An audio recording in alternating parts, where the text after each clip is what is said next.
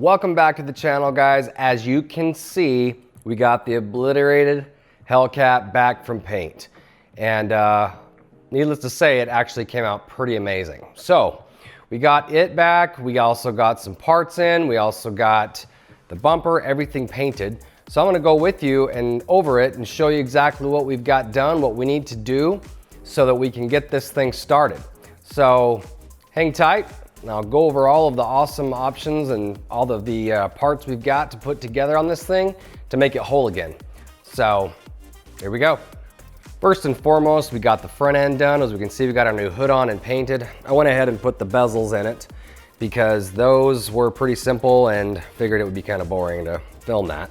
Underneath the hood, popping it right here, we see our engine bay is ready to receive the power plant again. I went ahead and got the windshield washer bottle on, the fuse panel on, ran the sprayers, and then also put the insulation on the hood. So that stuff's all done. I do need to align the fenders a little bit, and then so everything closes nicely. So we're coming down this side. We see that they got this fender. We replaced the fenders, and we got it painted. And we also came along here and then got this dented door here fixed. It was pretty much jacked up, but it wasn't from the accident. The owner said it was from a prior incident, but got it fixed. So if we come around to the back, the painter obviously cleaned it up to make it look like a nice new car again. I really like this black and white color theme. Got a new battery put in it, so put that in yesterday so I can get this thing powered up and start testing everything. Then if we come along over on this side, we see that we've got all of this nice and clean as well. So we got our new fender flares, we also got the new fenders, then we got our hood, new hood struts, and everything else. So this thing pretty much is ready for that engine to go in. So let's check out the bumper now.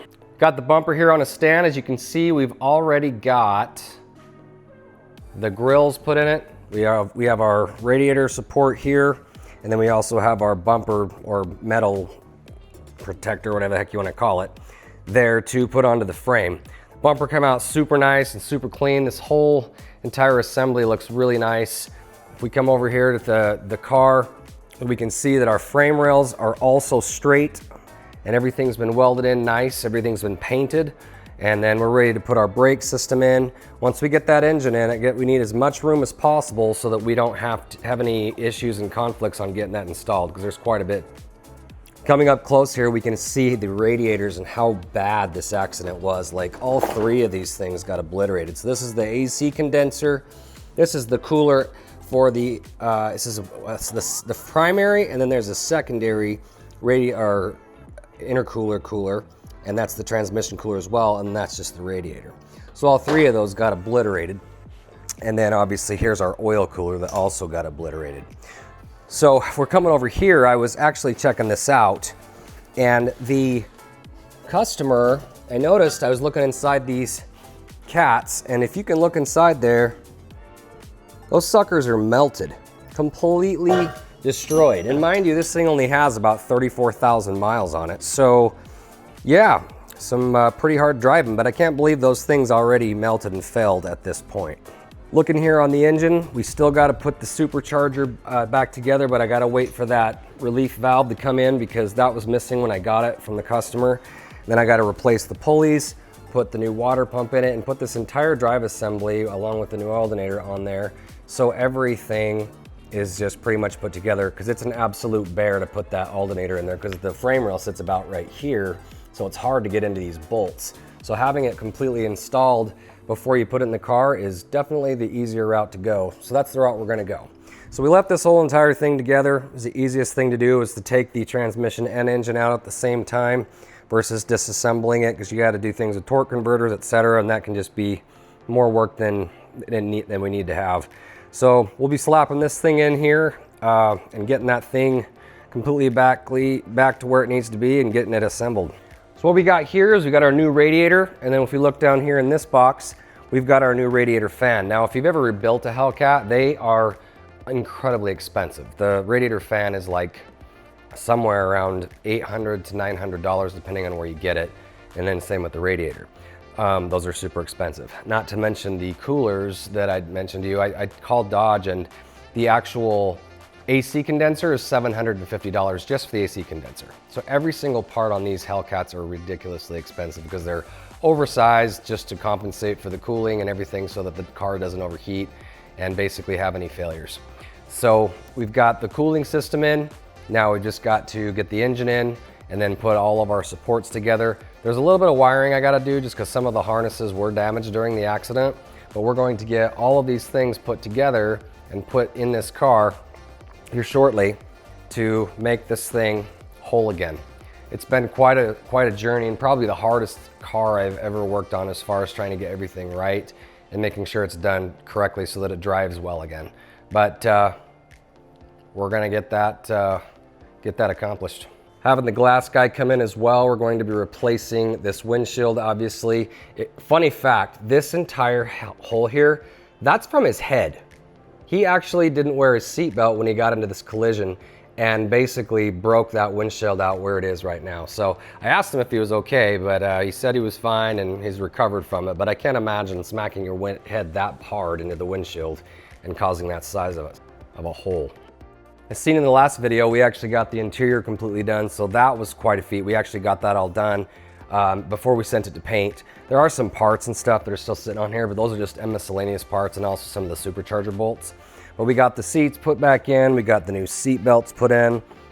We do need to put the airbag in because that has a different wiring than the one I have because it has the illuminated SRT on the steering wheel. So I'll go around there and show you that real quick.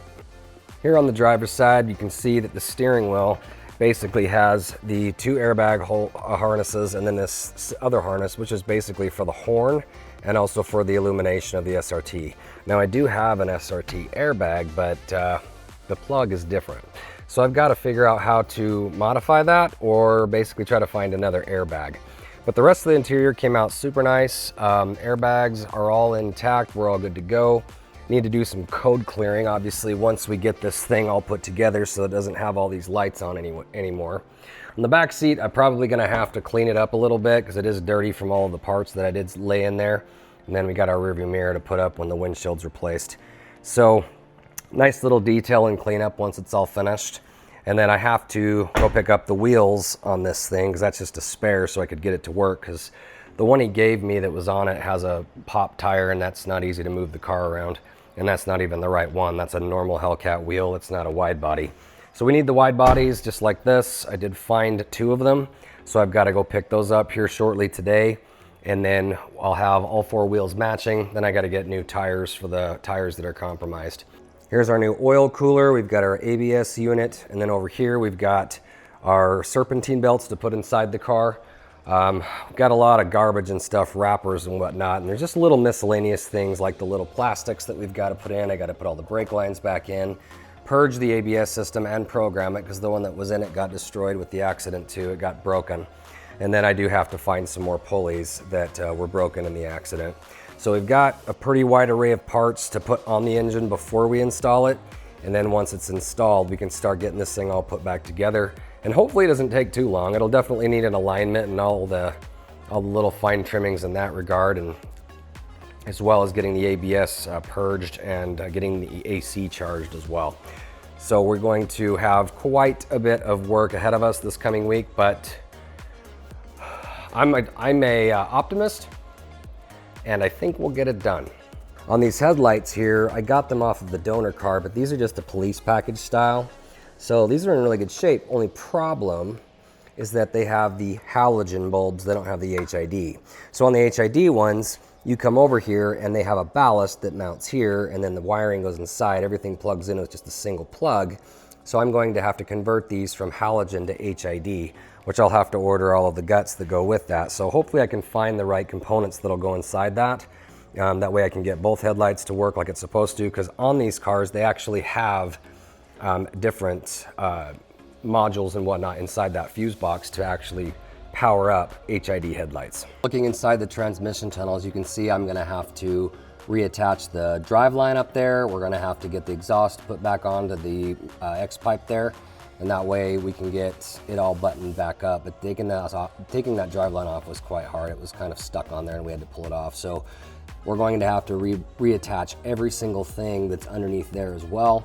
That's gonna be a little bit of work. So we gotta get the car put up on jack stands to where it's completely up in the air and I can get underneath it. And unfortunately, my ceiling isn't very tall, so a lift isn't really an option for me. So I have to do the back crawl on a lot of these things. But all in all, this car absolutely looks gorgeous. I am super happy with the result, with our bumper looking super nice over there, with all of the parts that we replaced with that donor car have all been infused in there nicely. It almost looked like nothing ever happened, and it looks really, really nice. So we've got all the grounds and the harnesses ran, so everything is out of the way. So the idea is to get it to where it's plug and play and get this thing completely put back together as quickly as possible without any further hangups. Got a few more parts that are coming in for it, so I just gotta wait for those to come in. Wanted to give you guys an update on this car because we did just get it back just like 2 days ago. And I know a lot of people are wanting to know what the status of this car is and wanting to get updates on it. So there's the update on this. And the next video, we're going to be filming everything, putting it all back together, installing it all, and basically making it whole once again. So appreciate you tuning in and watching in on this one. It's a very short video, but I'll tell you what, it's gonna be a fun one to see this thing come back to life because I honestly didn't have a lot of hope for it. When I first saw it, I was like, I hope the engine's not locked up because the oil cooler was gone. So unfortunately it had oil in the car. I think it obviously had shut off on the accident, so no issues there. I turned it, it was fine. And it obviously has oil, so that's obviously a huge plus because if there's no oil in it, it's a pretty high risk you got your bearing smoked because it ran without oil. So we'll get this thing slapped together on the next video. Stay tuned, it's gonna be a fun one. Hopefully it goes fairly smoothly. Say your prayers for me.